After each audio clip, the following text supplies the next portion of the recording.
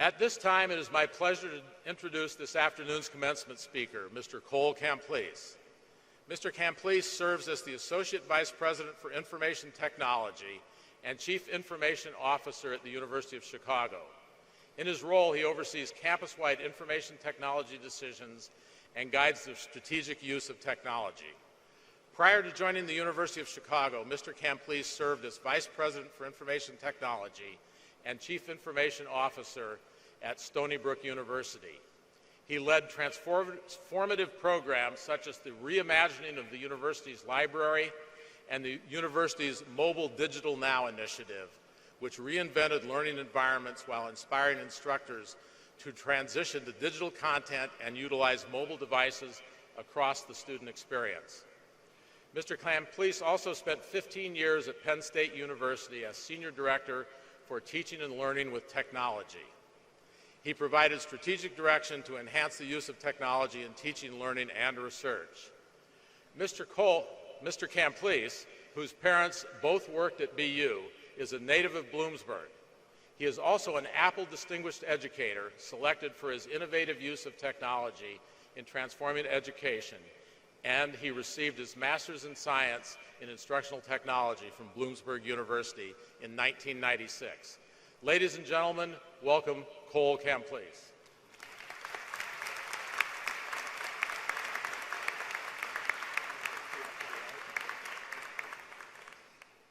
Good afternoon. Before we get started, I wanted to do one thing. It's President Solz's last graduation. It's my first time doing this, so I wanted to do a selfie with the president, if that's okay with you guys. Now, I need everybody just to come out of the stands down to the mid. No, I'm just kidding. So let's turn around. Look at him. Okay. Nobody blink. All right. Thank you, Cole. Thank you.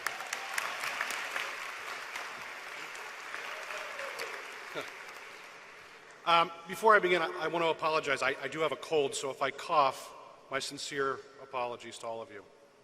Good afternoon, President Solz, distinguished guests, faculty, staff, parents, families, and friends, my own mom and dad,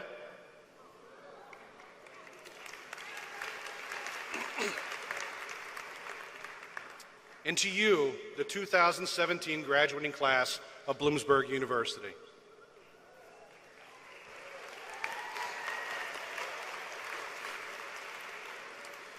Thank you all for allowing me to be a part of your day. It is an honor and a privilege to come back to my hometown, speak to my fellow Huskies, and maybe even grab a Steph sub.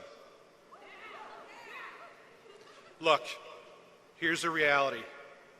I'm not famous.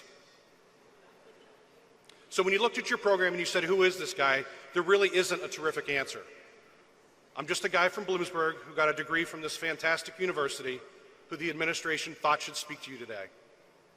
With that said, I promise to do my best to share with you some brief thoughts from the perspective of someone who sat in those chairs, who studied in these rooms, and who is helping to shape the future as an education and technology leader. So let's just hang out while I share 5 stories about a theme that doesn't always go hand in hand with science and technology: people. Story 1, learning. My father recently hit a hole-in-one at the age of 82. Yeah, pretty remarkable if you ask me. It is his second hole-in-one, the first coming some 15 years ago. I've never hit one, even though I try nearly 8 times around. My mother has hit 6 holes in one. Yeah, 6.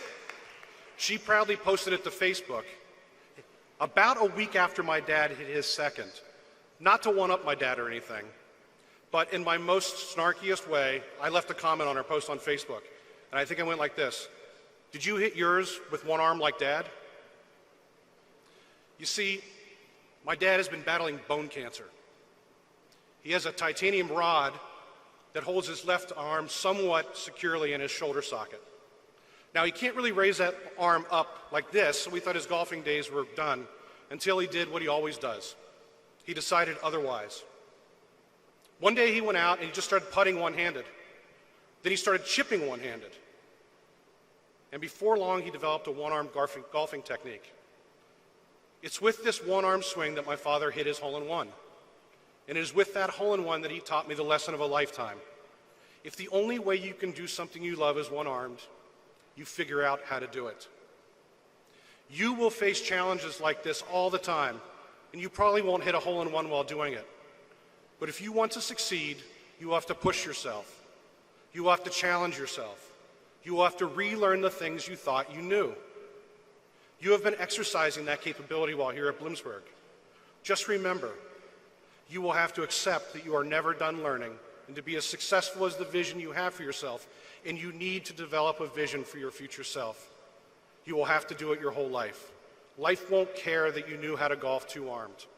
Life won't care that your situation is unfair. You must persevere and learn and relearn again and again. Story 2, discovery. I grew up at Bloomsburg University, twice. The first was as a little kid, the son of a psychology professor and an administrator. Both my parents worked here, and I spent countless hours exploring every nook and cranny of this place. I've probably been on every rooftop of every building built before 1990 or so. So for that, I want to apologize to any members of the university police force that might be here today. I'm sorry I made your lives crazy. But Bloomsburg University was at that time my physical playground. My love for scientific discovery and technology began when I was young, and I would visit my dad in his office at Old Science Hall. His colleagues had an experimental rat lab that they would take me into and describe how they could get the rats to press levers for food to demonstrate theory. In the back of that room, there were a couple of Apple II computers. I know, it's really old, right? I was only allowed to play the games if I proved that I could do something useful with the machines. So a couple of my dad's colleagues taught me some basic programming. That gave me the keys to play the games, and more importantly, to spark an interest that would lead to a career. I never had a single programming class until grad school here at Bloomsburg. But that little exposure carried me for over 15 years. It is important to recognize that your passions can lay dormant for many years before you discover them. And that is the thing you need to consider critical. Always keep discovering. Not just discovery in the world, but discovery in yourself. You never know where it will take you. Story 3, empathy. My mother was the director of the counseling center in Ben Franklin Hall. I would visit her and get to know the students she was working with. Our phone would ring in the middle of the night so she could help many of them with incredibly difficult conversations and decisions. She always found time to help them. My mother taught me the most important thing that I still try to utilize in every single engagement I have, empathy. Whenever someone did something to hurt me and I was mad, she would ask me, I wonder what's going on in that young man's life that would make him act that way towards you. Yeah. It would infuriate me to no end. Can't I just be mad at someone? But that repeated question eventually changed the lens I was using to look at the world. If you take the time to see behavior from a reflective point of view, I guarantee you will be more successful in work, play, and love. It is sometimes a very hard thing to do, but I implore you to do it. You may know everything about your field, but you will not become a leader who can motivate teams of people and lead successful projects without being an empathetic colleague or boss. Story 4, mentorship. I said I grew up twice at Bloomsburg University. The second time is what leads me to speak to you here today. I completed my master's degree here in 1996 in instructional technology. As a matter of fact, I completed it right down the hill at McCormick Center. Incidentally, as a child, I was here the day they put the first shovel in the ground for the building that would ultimately become my dad's new office and the place that would change my life. I had completed my undergraduate psychology degree from West Virginia University. But at that time, there weren't many jobs for an undergrad in psychology. After moving to Raleigh, North Carolina, in a failed attempt to get a PhD at North Carolina State, and then a stint selling mobile homes, I was good at it. I came home to Bloomsburg. When I got home, I put my degree to use by cutting lawns, painting houses, and doing odd jobs for landlords. Not exactly the vision I had for myself. When I saw an old friend one afternoon, he told me he was in the MSIT program at Bloomsburg. My friend Keith was the son of the director for the Institute for Interactive Technologies, Dr. Hank Bailey. He told me I needed to go see his dad and maybe he could help. So, the next day I came up here, talked to Dr. Bailey in his office. He asked me a bunch of questions. He spun around at his desk, typed some stuff into his computer, printed out a piece of paper, spun back around, and told me I had class that evening at 6 p.m. Bloomsburg University was now my intellectual playground. Dr. Bailey's kindness, I soon discovered, set me on a path that pushed me to do the hardest work of my life to that point. It taught me that a kid from Bloomsburg, with a degree from Bloomsburg, can do anything they want. I now live in Chicago and work at one of the finest institutions in the world, acting as the University of Chicago's Chief Information Officer. I got that job 20 years after leaving Bloomsburg, but I really got it the day Dr. Bailey handed me my class schedule and said, "We will see you tonight." Don't take what you've accomplished lightly. And look, I know that the hard work has been peppered with lots of fun and plenty of trips to Hess's dance floor. But make sure you recall the work. That work ethic will need to become stronger if you're going to succeed. Lean on that as a foundation for the job you are going to get in 20 years that will blow your mind. When I was working at Penn State University, I was lucky enough to be part of a secret project at Apple. The iPod had just been released, and I was part of a small team that was helping Apple understand how the iPad could impact teaching and learning. Another member of this team was Dr. Carl Berger, who was the dean of the University of Michigan's College of Education. Dr. Berger instantly began pushing me to find my voice in a room filled with my elders and my idols. He pushed me to take a new job at Penn State that I thought I had no business having. When I asked him if I should take it, he simply said, "Cole, when the elevator doors open and that up arrow flashes, you get on. You'll figure it out once you are there." What Dr. Berger was saying to me was that fear is an okay thing to feel, even if what you feel is your own potential for failure. He knew it would be hard for me, largely because he had spent a lifetime getting on elevators going to higher metaphorical floors, but also because he knew that I had to take risks and live with the fear. That simple piece of advice would not have come my way had I not asked him for his help and guidance. The hardest part is often in the moment we ask for help, but that is the lesson. Seek out mentors in unlikely places and find ones who will challenge you. Keep in mind that a mentor is not some mythical person in a position of absolute power over you. Sometimes you find them right next to you. I'm lucky that my wife has always pushed me to be better, to communicate more clearly, to have an argument based on knowledge, to be humble, and above all, value the journey. If she were here today, she would surely tell me I did a good job, but that I could have hit that word harder or made that point more clearly. If you want a future where you get better every single day, find a partner, a mentor, a friend who will lovingly push you into that uncomfortable space. Trust me, it is much better to be wrong and critiqued at home with someone who cares about you. Mentors are extraordinary people, and you should fight to have as many as you possibly can. The thing that I always tell anyone who will listen is that mentorship is a two-way street. Mentors just don't come along. They are found and cultivated. It takes a lot of effort to get to the point where you can look back and recognize a mentor. If you don't open yourself up to the love, the advice, and ultimately the help that a mentor offers, you won't end up with a mentor. Be brave enough to be vulnerable, and amazing things will come your way. Okay, this is it. Story 5. Change. In 1984, I got the first ever Macintosh computer. It was a gift for my 12th birthday from my parents. Now I want you to think back on those times. The parents, you guys have no idea what I'm talking about. And realize that computers only plugged into the wall. There's no internet. You didn't go anywhere. It was magical, but nothing fundamentally changed until the internet happened about a decade later. Now, I have 2 children, and like all the parents here, I love them and care for them deeply. I smile when I see them succeed, and it wounds me when I see them on the edge of failure. At the end of the day, I just like to see them. I talk with them over dinner and homework and check into their Snapchat stories every day to make sure I keep up. The reason I bring them up is that as a technologist, I've always been taken aback by their similarities and differences, especially in their use of technology. My daughter was born into the same era as you and I existed in, the standard desktop computer, a keyboard, a mouse, a trackpad.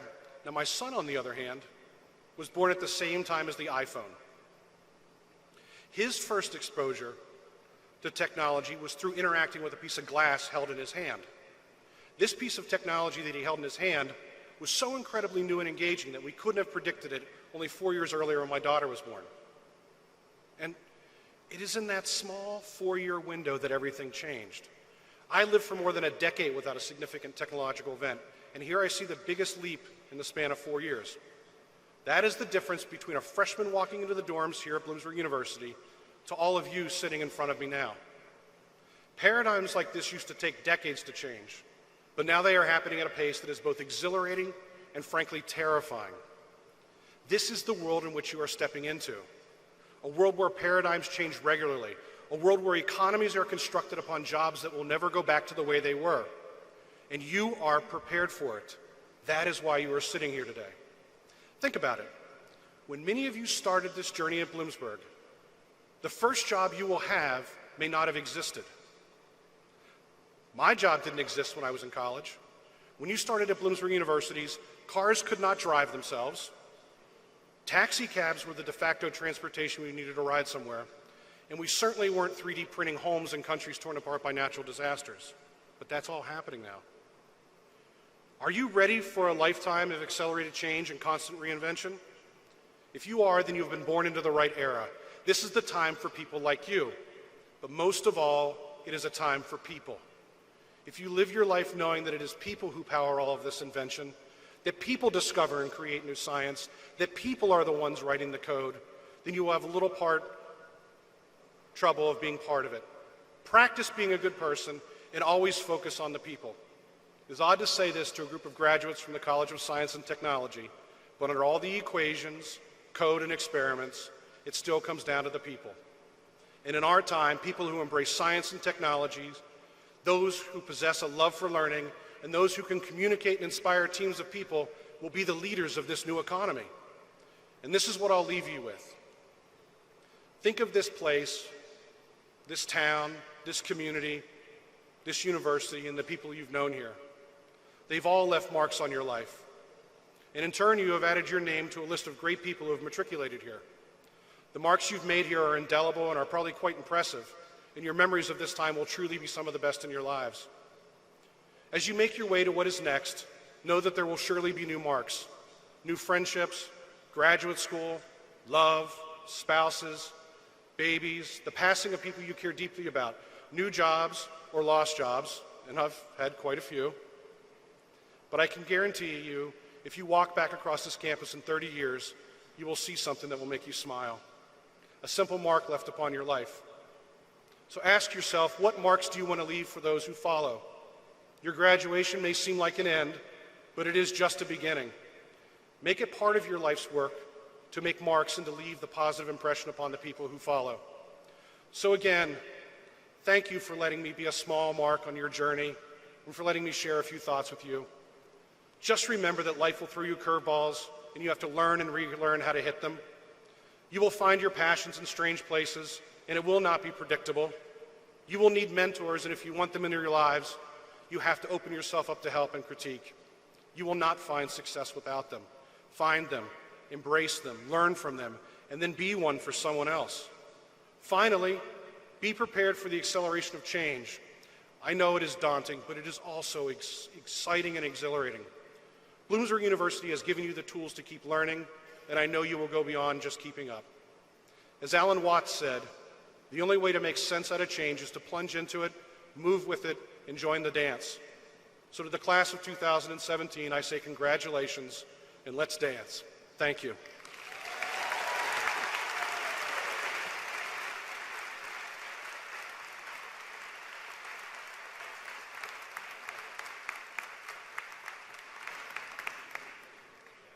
Mr. Camplese, that was absolutely excellent. On behalf of this entire assembly, I thank you for sharing your wonderful insights into the world that all of these graduates will be living, working, and enjoying for the rest of their lives.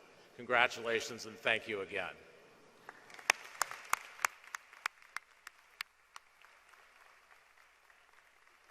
And I also have a small token of appreciation for Mr. Camplese.